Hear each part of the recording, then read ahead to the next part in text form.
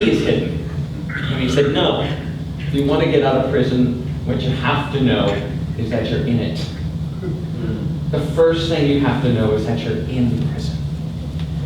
And many times we are in prison to our shoulds. One of our favorite teachers, one of my favorite teachers is Byron Katie, and we've talked about it before. If you've ever done the work of Byron Katie, it is a phenomenal experience. It is a phenomenal way of examining our shoulds. In one of her teachings, she has something called Judge Your Neighbor worksheet, right? And it's literally a sheet you fill out where you get to rant about somebody else. And you can fill it out about yourself. But one of the things in it is they should, or I should, or shouldn't do certain things. And you have to fill out this form. And then after the form's all filled out, and my favorites are the shoulds, right? You ask 4 questions. Is it true? I should have a better job. Is that true? The second question is it absolutely true? Right? Not just vaguely true, not in a material world true, but is it true in the whole realm? Is it absolutely true? And even if you answer yes to both of those shoulds, right? It's true and it's absolutely true. Then her third question is, what do you feel like? Notice how you react when you believe that that's true. Notice how you behave. Notice how your body feels when you believe something is true, when especially a should is true. And then our fourth question is, what would you be like without it? What would you be like without the should? All the shoulds. If you could drop them all, could you get to your must? If we are at this crossroads in our lives, where all the shoulds should behave, should know better, should do this, should clean my house, should weed the garden, should. Are they keeping us from what we really must do? That thing that wakes us up in the middle of the night with a dream, that thing that we keep pushing back because it's too inconvenient. You know, if you are going down a pre-lit path, you know the next step and the next step and the next step that's going to unfold in your life. Probably is not your path. It's probably because someone else has done it before. A must is something so unique to you that it's never been done before. There's not a well-worn path. If you're climbing the corporate ladder, if you're climbing the expectations ladder, that path is well worn, and you can find yourself in it. But a must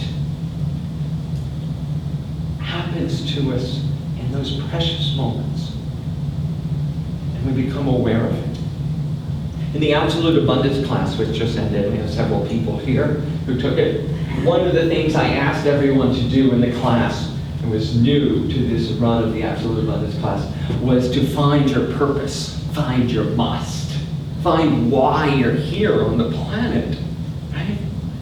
And it was interesting to me because that assignment got so much feedback, pushback. Why are we doing this, Reverend Ken? I don't understand why we have to do this. It doesn't make any sense to me, right? And it was like so hard, and it lasted over 4 weeks. We just kept going back and asking each other the questions and looking at our purpose. And in the last week, all of the members of the class stood up here on this platform and stood and told the rest of the class their must, their purpose, why they're here. And they got applause for it. They got really clear on why they're here on the planet. It's not to do a 9-to-5 job. It's not to be something that someone else expects. is to be who they were meant to be. Now, musts are also hard.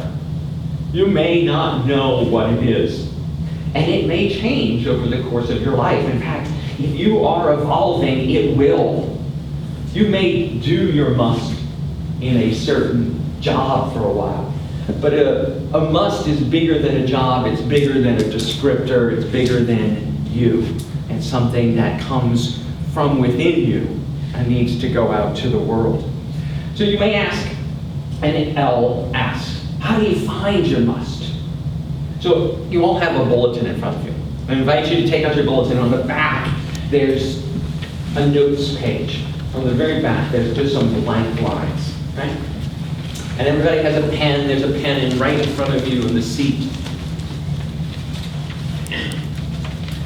So we have the rest of this day, a good 12 hours ahead of us, even if you're in bed by noon, about 10 o'clock, right?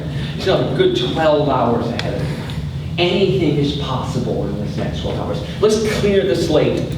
All the shoulds that you have for the rest of the day, they can go away, they can drop. Right? If you could do any activity that you wanted to do today, anything at all, list 3. 3 things that you want to do that's calling from within you. 3 things that will make a difference in your life.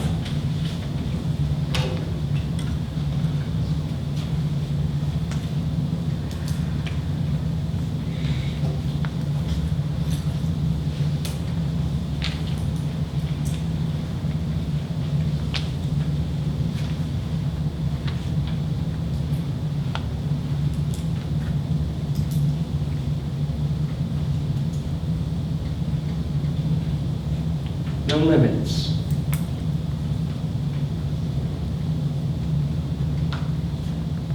No, I can't. What do you want to do?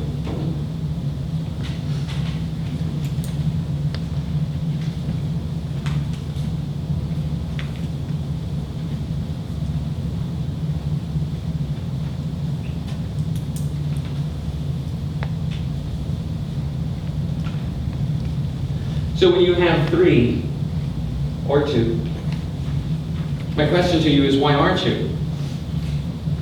Is there a should getting in the way of what you really want to do? Is there a should getting in the way of what is causing you the most excitement in your life? Another way to look at this is to look back at when you were a child. What did you do all the time? What was your favorite activity? If you don't remember, call your siblings or your parents and ask them, when we were little, when I was little, what is it that lit me up? There are patterns in your life. If you look at what's lighting you up today, if you look at how you were as a child, when you were not taught all those shoulds quite yet, what things match up in that? Ask your friends. When I walk into the room, what walks in with me? What do you see as my essence? What do you see as who I really am? And then, piece by piece, start putting it up and discern what is your must. What is your must? What is your purpose? Ask for help. This is sometimes not an easy thing to do for us, to ask for help. I mean, we want to figure out why I'm here. You know, Mark Twain said, the 2 most important days in your life are the day you were born and the day you find out why. Why are you here? The world is filled with 7 billion people who are all doing what they're supposed to do. But the few who do something different change the whole world. The action of doing something that is different than everyone else literally sends out ripples. And to act is to modify the shape of the whole world. Right? Stop conforming to the world, but be renewed and have it be renewed by the shifting of your mind. when you come into the reality of what it is you are really here to do. Now we're going to deal with the hard stuff, right? Because I can hear you, even though you're not saying anything. I know you're talking. But Reverend Ken, what if what I love to do doesn't pay the bills, right? Well, who cares? Who cares if it pays the bills?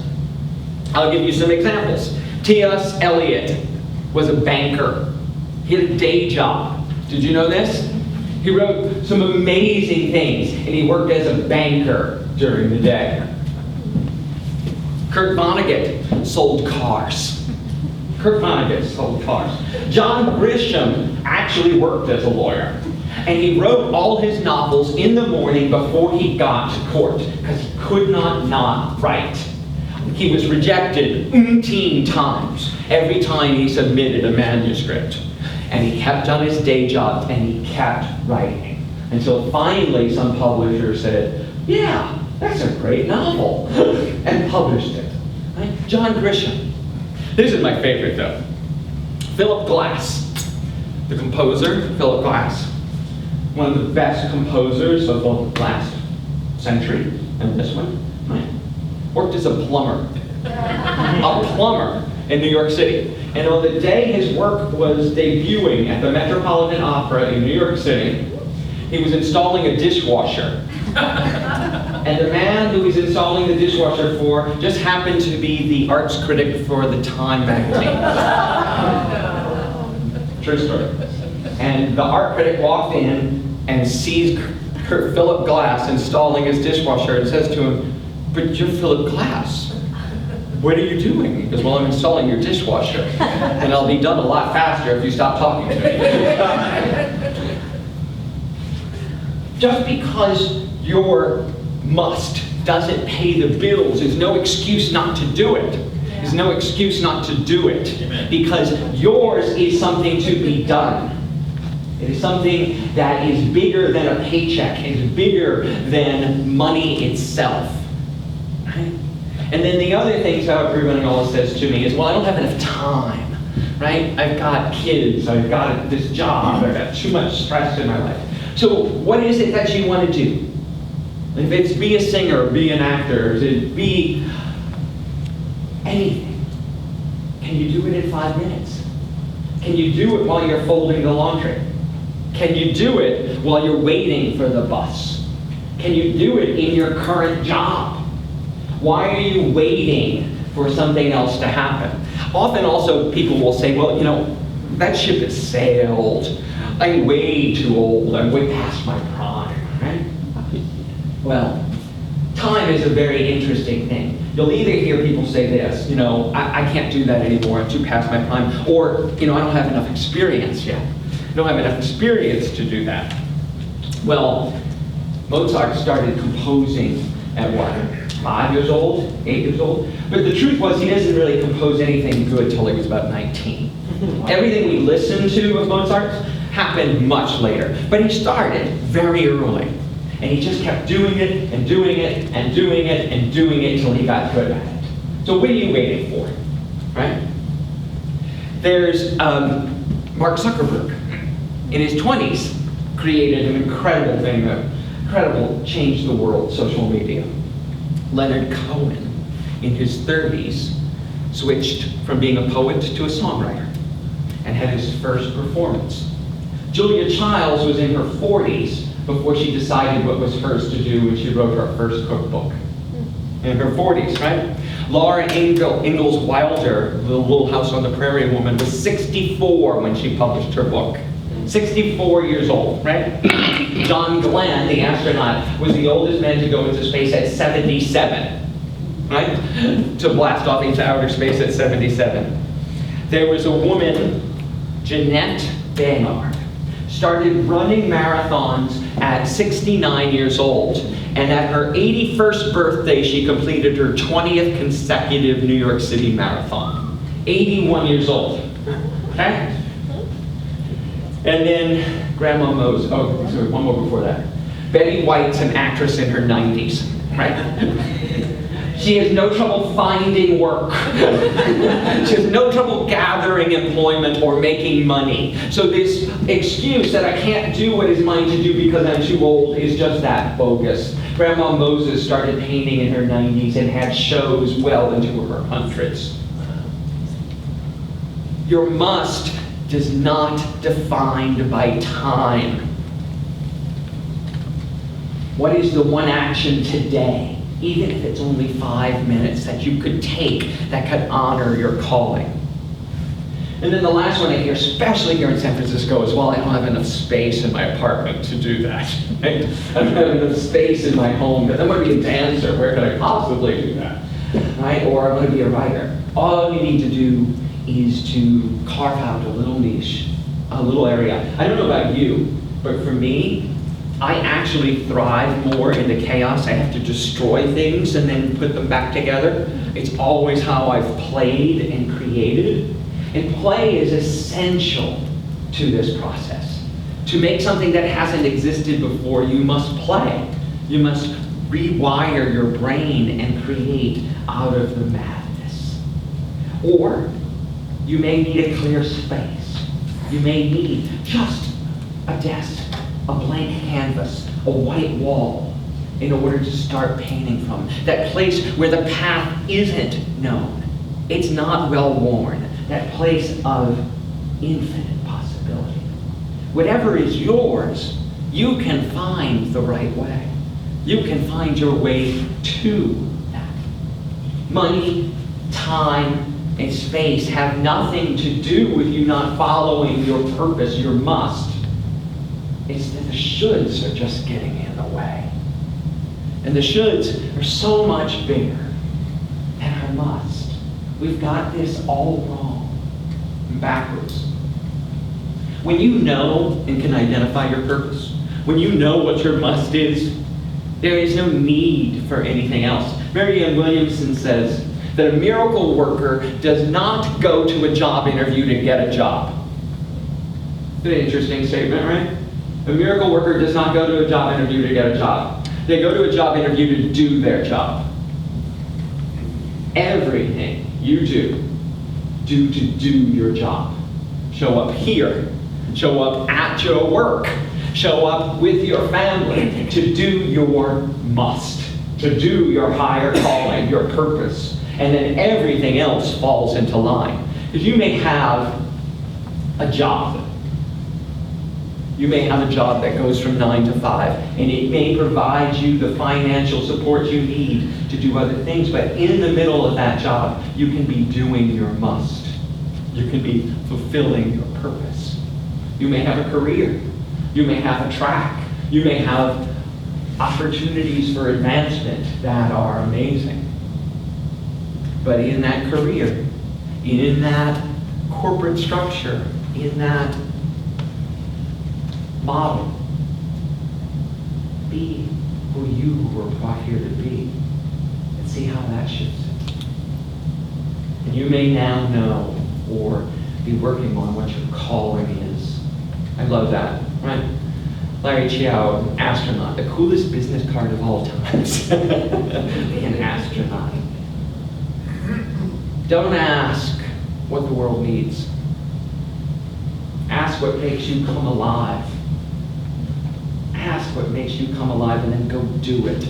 Because what the world needs is more of us who are awake, alive, alert, present, unique, special. There are millions and billions of people who are playing by the rules of should. The few of you, the many of us who follow this path know that our unique expression is necessary to transform the planet.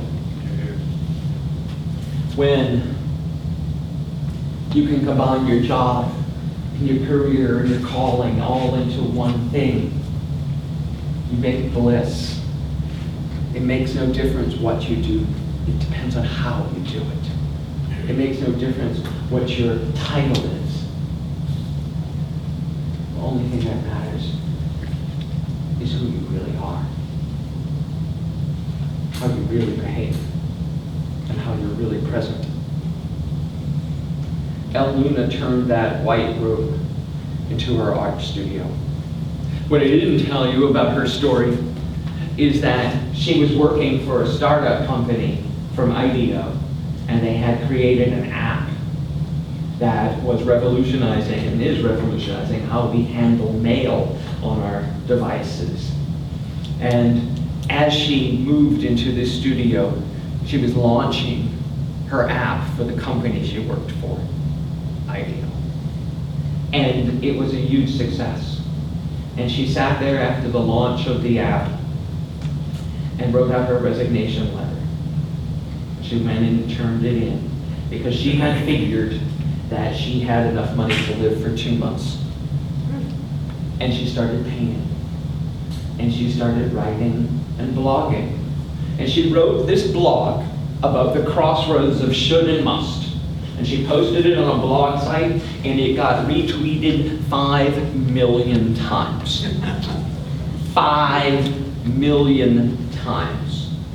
And calls, and her phone lit up, and her whole life shifted because she expressed and told about her story of the crossroads of should and must.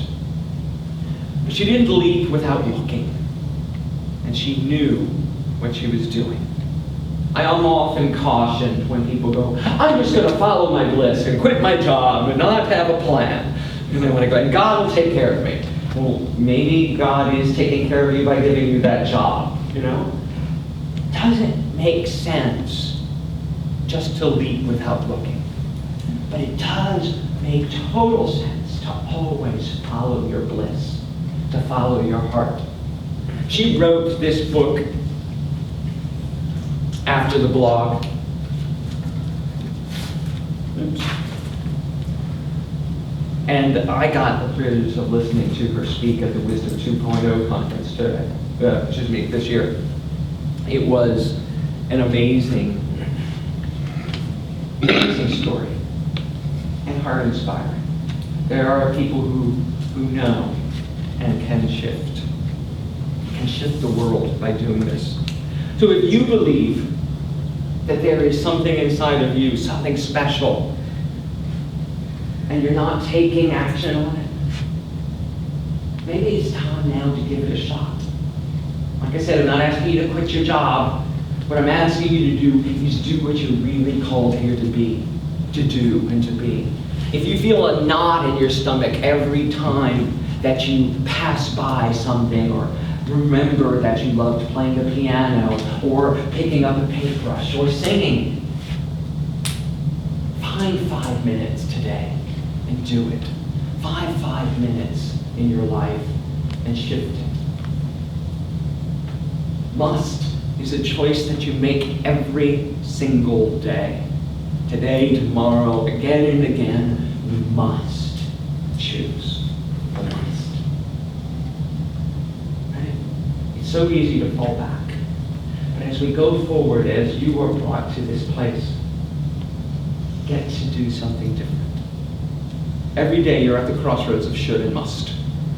Every day we are at the crossroads of should and must. Find and follow your passion, as it says. To help us get there, I'm going to ask our music team to come back forward. We'll have to come back forward, actually. And there's a special song I asked him to sing today to help us remember that childlike enthusiasm we had for certain things that sometimes get buried in our life. While they're getting set up, I also am going to let you know that we have this book. All the artwork you saw is Elle's. It's all hers, and it's all in the book. All my slides. And it's got some great tools, exercises, processes to help you figure it out. Peggy will be up front. There's a stack of them. I think we have like 9 or 10 left. And it is really worth getting for yourself or giving away. So, Lamont, would you take us to our little special place?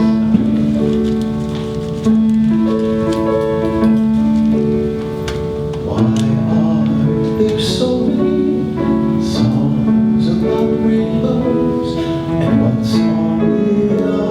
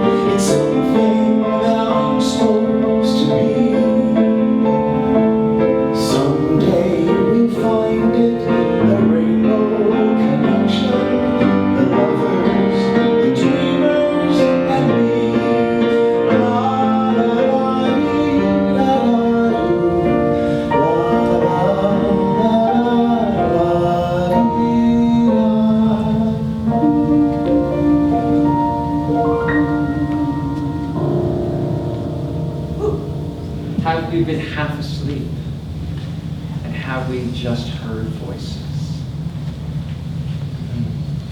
As we take this moment to go within and to find our center, we let this moment continue within. And know that that childlike reality can lead us to our highest bliss, our greatest, greatest calling.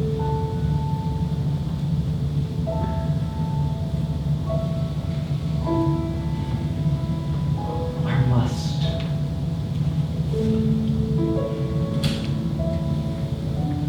Remind you Mark Twain's quote, "The most important days are the day you were born and the day you find out why. For this I was saved. For this I was born. For this I am here." As we take this moment to go into the stillness, allow your must to bubble up, to bubble forward, and allow that voice to speak to you in the silence.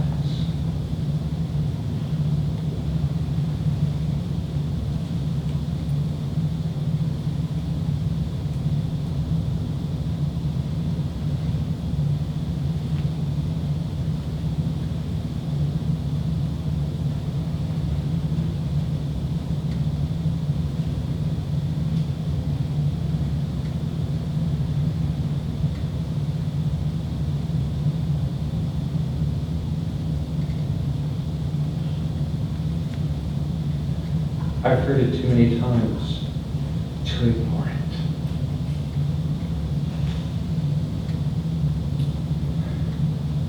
So today we commit to taking one step towards our bliss. One small step towards that rainbow.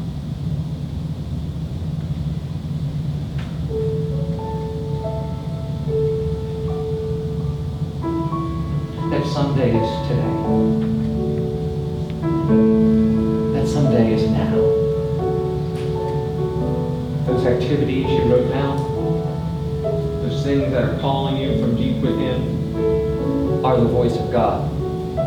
The voice of your higher self, the voice of your true spirit, the voice that is calling you to know who you really are and to let it be shown to the whole world. Let the ripples go out from this moment forth and know the truth that you are a divine creation, that you cannot be limited by time, by space, by money, that there is nothing and no one that can hold you back because you are here to do your job. You are here to be